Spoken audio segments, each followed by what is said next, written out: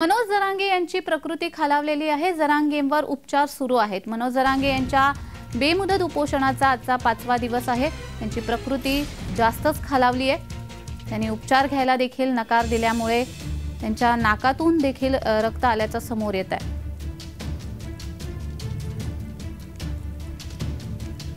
मनोज जरांगे यांची प्रकृती खालावलेली आहे। उपोषणाचा आजचा 5वा दिवस आहे। त्यामुळे त्यांना सर्व स्तरातून उपोषण मागे घेण्यासाठी विनंती केली जाते। मनोज जरांगे हे पुन्हा एकदा उपोषणाला बसलेले आहेत आणि या उपोषणादरम्यान आता त्यांची प्रकृती खालावली आहे। आजचा 5वा दिवस त्यांचा उपोषणाचा आहे।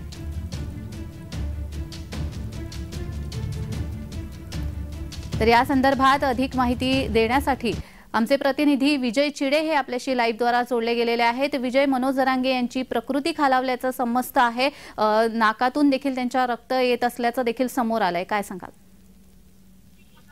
नक्कीच आम्ही जर बघितलं तर मनोज जरांगे पाटील यांचा उपोषणाचा जो आहे तो आज 5वा दिवस आहे।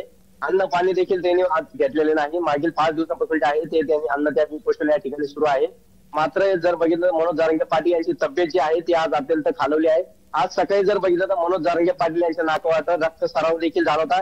त्यामुळे जर बघितलं संपूर्ण मराठा बांधव ते आहे ते घाबरून गेले होते। अक्षरशः जर आज बघितलं तर सराटी अंतरवली या ठिकाणी मनोज जरांगे पाटील उपोषणाला बसलेले आहे। या ठिकाणी जर बघितलं महाराष्ट्राच्या कानाकोपऱ्यामधून जे आहे मराठा समाजाचा अंतरवालीकडे येत आहे आणि मनोज जरांगे पाटील यांना विनंती करत आहे की तुम्ही उपचार घ्या आणि पाणी घ्या। मात्र मनोज जरांगे पाटील जे आहे ते जोपर्यंत सगळे सोयऱ्याचा जो आदेश आहे जो कायद्यात परित होत नाही तोपर्यंत उपोषण सोडणार नसलं तर ते त्यांच्या मागणीवरती ठाम आहे। त्यामुळे जर बघितलं मनोज जरांगे पाटील हे सध्या आता त्यांच्या मागणीवरती ठाम आहे। मात्र त्यांना मराठा समाजाच्या वतीने जे आहे ते आता उपचार घ्या अशी मागणी त्यांना करण्यात येत आहे। अनेक महिला देखील त्या ठिकाणी त्यांच्या सोबत आहे आणि त्यांना आता पाणी प्या असं आवाहन देखील महिला करत आहे। मात्र मनोज जरांगे पाटील हे सध्या आता त्यांच्या मागणीवरती ठाम असलेले सध्या त्यांची प्रकृती जी आहे ती अत्यंत खालावलेली आहे। दुपारी जर बघितलं छत्रपती संभाजीनगरचे वैद्यकीय डॉक्टर देखील त्यांच्यापाशी हजर झाले होते। त्यांनी त्यांना विनंती केली, मात्र मनोज जरांगे पाटील यांनी उपचार घेण्यास टाळले होते।